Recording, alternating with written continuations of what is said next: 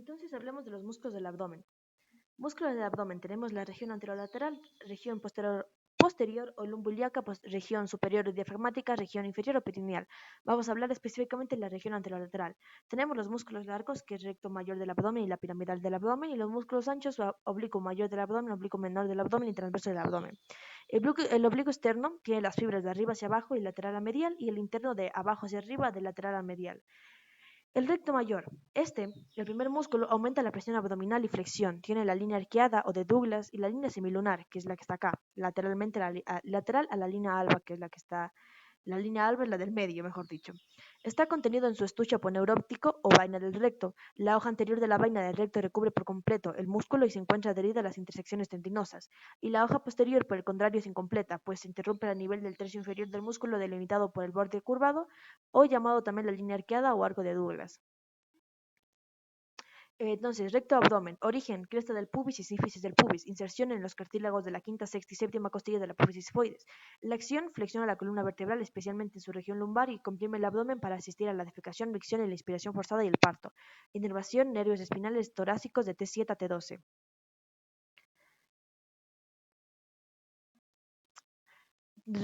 Tienen relación con la vena fibrosa, tiene una cara anterior y posterior, irrigación epigástrica inferior, nervio intercostal del plexo lumbar, y su función es funcionar como prensa abdominal para la micción, defecación o vómito, teniendo la función de flexor. Entonces, ahí me quedó la duda de la inervación, y dice que el músculo recto del abdomen está inervado principalmente por las ramas vertebrales de los nervios espinales torácicos inferiores, especialmente los nervios intercostales de T7 a T12. La línea alba. La línea alba separa la parte derecha e izquierda, es un potente aponeurosis y une las dos vainas de los rectos. Las vainas y la línea alba se forman por la aponeurosis de los músculos anchos. Por encima de la línea arcuata tiene una amplitud, pero por debajo es una línea de unión solamente.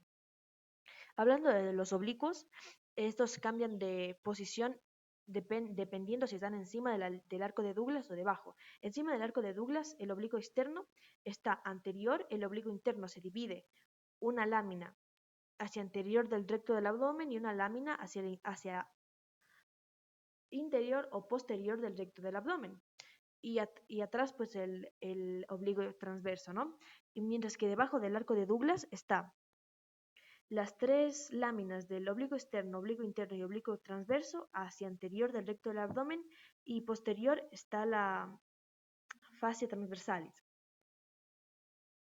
Hablemos del piramidal. El músculo piramidal es un músculo bastante rudimentario, pero se supone que tensa la línea alba. Se origina en la cresta del pubis y asciende para insertarse con la línea alba. Aquí está. Músculo piramidal, encima del pubis, delante del recto mayor, se inserta en el cuerpo del pubis se origina en el cuerpo del pubis y se inserta en la línea alba. Tiene relaciones contenido en la vaina del recto, tiene una cara anterior, el ligamento inguinal, y posterior, el pilar interno del condón inguinal, irrigación epigástrica inferior, nervio 12 subcostal y plexo lumbar, y función distensión de la línea alba. Hablemos de los anchos. Tenemos el ancho o el oblicuo mayor. Este flexiona hacia un lado y hacia el otro. A ver, el origen, últimas 8 costillas, inserción, cresta ilíaca y línea alba, acción, actuando juntos, bilateralmente, comprime el abdomen y flexiona la columna vertebral, actuando solos, unilateral, flexiona lateralmente la columna vertebral, especialmente en su región lumbar, y la rotan. Inervación, nervios espinales torácicos T7 a T12 y nervio iliohipogástrico. Aquí, otra vez, que no está mal repasar, se origina en la cara externa y borde inferior de las últimas 8 costillas, y tiene las digitaciones que cruzan el serrato y el dorsal ancho, y se inserta en el tendón aponeurótico oblicuo hacia la cresta ilíaca, borde anterior coxal, pubis y línea alba. Tiene relaciones las caras externas, piel, aponeurosis superficial, irrigación intercostales lumbares, nervios intercostales plexo-lumbar, abdominogenitales, y acción es expirador, flexión tórax, prensa abdominal, rotador lateral, flexión lateral. El borde inferior de la aponeurosis del oblicuo mayor se extiende desde la espina ilíaca anterosuperior y espina del pubis formando ligamento inguinal o pole part. Entonces, vamos por el oblicuo menor. El oblicuo menor termina en el tendón conjunto, donde se une el tendón del menor con el transverso, y estos dos, el oblicuo menor y el transverso, son la pared superior del canal inguinal. Oblicuo interno, origen en la cresta ilíaca, ligamento inguinal y fascia toracolumbar. Inserción en los cartílagos de las últimas 3 costillas o 4 costillas y línea alba. Acción, actuando juntos bilateralmente, comprime el abdomen y flexiona la columna vertebral. Actuando solos unilateralmente, flexiona lateralmente la columna vertebral y especialmente su región lumbar y lo rotan. Inervación, nervio espinal torácico T8, T12 y el nervio iliohipogástrico y nervio ilioinguinal. Músculo oblicuo interno, ya vimos, pero no importa. Origen, se origina en la mitad lateral del ligamento inguinal, cresta ilíaca y fascia toracolumbar. Inserción, se inserta en los bordes inferiores de los cartílagos de las 3 o 4 costillas, línea alba, cresta del pubis y línea pectínea. Acción, comprime el contenido del abdomen, la contracción de ambos músculos oblicuos. Bueno, ya. De ambos oblicuos internos del abdomen flexiona la columna vertebral. La contracción de uno solo inclina la columna vertebral lateralmente y la hace rotar, llevando el hombro del lado opuesto anteriormente. Inervación, nervios intercostales T7, T11, nervio subcostal y nervios iliohipogástricos e ilioinguinal. Comentario, en la región inguinal, la aponeurosis de los músculos oblicuo interno del abdomen y transverso del abdomen se fusionan para formar el tendón conjunto. Oblicuo menor del abdomen. Esto ya vimos. Oblicuo transverso. El oblicuo transverso tiene el origen en la cresta ilíaca, ligamento inguinal y la fascia lumbar y cartílagos de las últimas 6 costillas. Se inserta en la apófisis cefoides, línea alba y pubis. Acción, comprime el abdomen. Inervación, nervios espinales torácicos T8 a T2 y nervio iliohipogástrico y nervio ilioinguinal. Entonces, este forma un semicinturón, va de vértebras a la línea alba.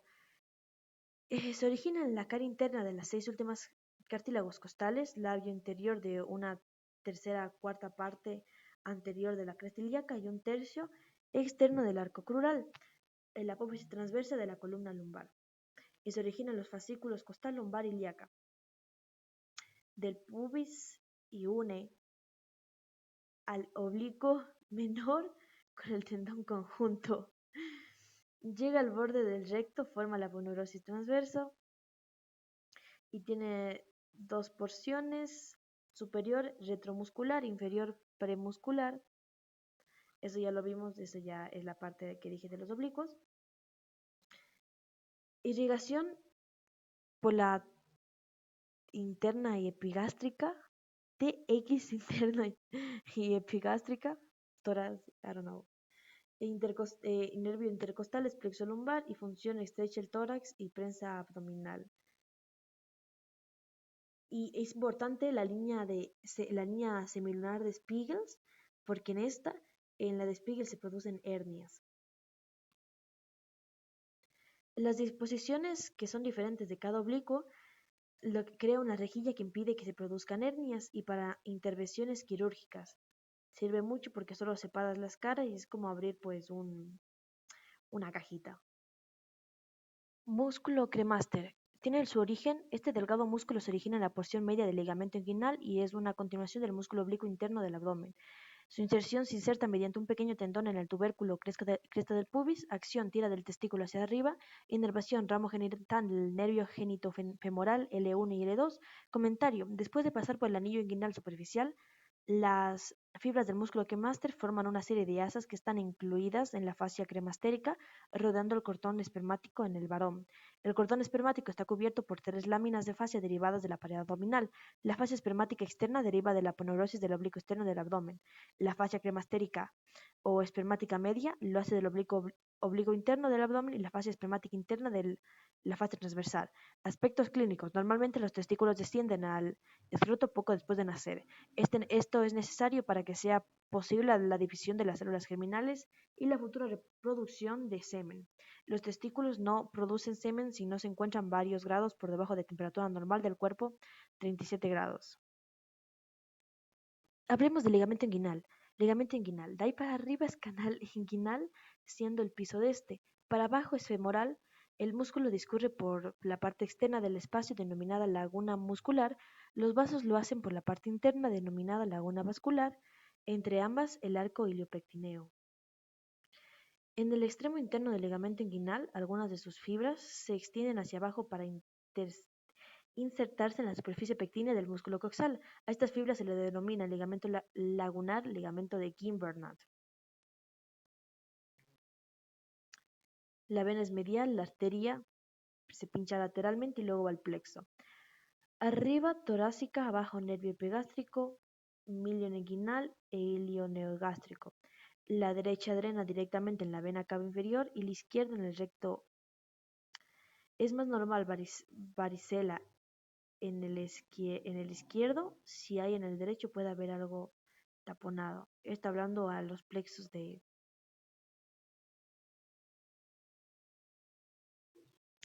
Entonces, a ver, para no hablar tonteras, corregida la frase, la vena testicular derecha drena directamente en la vena cava inferior, mientras que la vena testicular izquierda drena en la vena renal izquierda. Por eso el varicocele es más frecuente en el lado izquierdo. Si aparece un varicocele derecho, especialmente de inicio reciente, debe sospecharse una masa o compresión retroperitoneal que esté obstruyendo el drenaje venoso. Entonces, viendo los límites del conducto inguinal, superiormente está el músculo transverso abdominal, posterior está la fase transversal y el peritoneo parietal, anterior la aponeurosis del músculo oblicuo externo e inferior el ligamento inguinal. Y aquí pues dice, ¿no? Paredes, anterior el oblicuo mayor, posterior la fase transversal es el tendón conjunto que es el oblicuo menor y transverso, el ligamento de Henle, el ligamento de Coles, inferior está el ligamento inguinal y superior el borde inferior de los músculos oblicuo menor y transverso del abdomen. El orificio externo es por donde sale el cuadrado y el interno es por la entrada del cuadrado, ¿no? Se ubica superior al ligamento inguinal, la dirección de sus fibras es oblicua, de superior a inferior y de posterior a anterior, mide de 4 y 5 centímetros de longitud en el hombre y entre 4 a 5 y 5 y 5 centímetros de longitud en las mujeres. Presenta dos orificios o anillos, los cuales reciben el nombre de anillo inguinal profundo y anillo inguinal superficial. Entre ambos anillos se forma el canal inguinal. Presenta una pared anterior, una pared posterior, una superior o techo y una pared inferior o piso. Todo lo exterior es la aponeurosis del oblicuo externo. Esa aponeurosis hace un repliegue y forma el piso, el ligamento inguinal. El orificio superficial está delimitado por las fibras intracurales. La fascia transversalis está reforzado por algunos ligamentos, el más importante el ligamento conjunto, donde termina el transverso y el oblicuo menor. Si hablamos del contenido, en el hombre es el cordón espermático, la mujer el ligamento redondo del útero y el ramo genital del nervio genitofemoral y el nervio ilioinguinal. Entonces, a ver, cordón espermático. En el pedículo del cual están suspendidos el testículo y el epidídimo. Ya, el cordón espermático es el pedículo del cual están suspendidos el testículo y el epidídimo y está constituido por los siguientes elementos. El conducto deferente sube desde el epidídimo hasta el conducto eyaculador, ese es el que cortan para la vasectomía, la arteria testicular o aorta abdominal. En las mujeres también está la arteria ovárica, está la arteria del conducto deferente, el plexo venoso pampiforme, venas testiculares, las derechas terminan directamente en la vena cava y las izquierdas terminan en la vena renal, más fácil para que haya éxtasis y que la sangre se vaya hacia atrás, formando varicocele. Y luego de ahí se va a la cava. Los vasos linfáticos, arteria y vena cremastéricas, ramo genital del nervio genitofemoral, fibras nerviosas aferentes simpáticas y viscerales y vestigios del proceso vaginal. Anillo inguinal superficial, pilar lateral del oblicuo externo que se inserta en el tubérculo púbico. Las fibras que se sitúan en el margen medial de la hendidura se disponen en dos planos, las superficiales, pilar medial, y las profundas, ligamento reflejo. Fibras intercrurales delimitan por arriba el orificio inguinal superficial. Descenso testicular y proceso vaginal. Origen. Los testículos se forman cerca de los riñones y deben descender hacia la bolsa escrotal guiados por el gobernáculo. Proceso vaginal. Es el conducto del peritoneo que acompaña al testículo. Tras el descenso, este conducto debe cerrarse. Patologías por falta de cierre. Hidrocele, acumulación del líquido en el escroto, hernia inguinal indirecta, entrada de una tripa o asa intestinal a través del conducto persistente, es la más común en los niños, y criptorquidia, cuando el testículo no completa su descenso y se queda, por ejemplo, en el canal inguinal. El 2. El canal inguinal, paredes y límites. El canal se describe como un trayecto de 4 límites principales. La pared anterior, aponeurosis del músculo oblicuo externo. La pared posterior, la fase transversal y reforzada por el tendón conjunto, es el sitio de debilidad en adultos.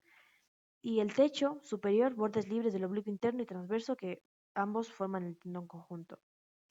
Piso inferior, el ligamento inguinal. Este ligamento divide la región inguinal arriba de la región femoral o crural abajo. Contenido del cordón espermático en varones. Es vital identificar estas estructuras para evitar lesiones, especialmente en cirugías pediátricas. Pasa el conducto deferente, la estructura más importante. Si se corta, causa infertilidad. Arterias espermática testicular del deferente y cremastérica. Venas forman el plexo venoso pampiniforme. Capas o fascias.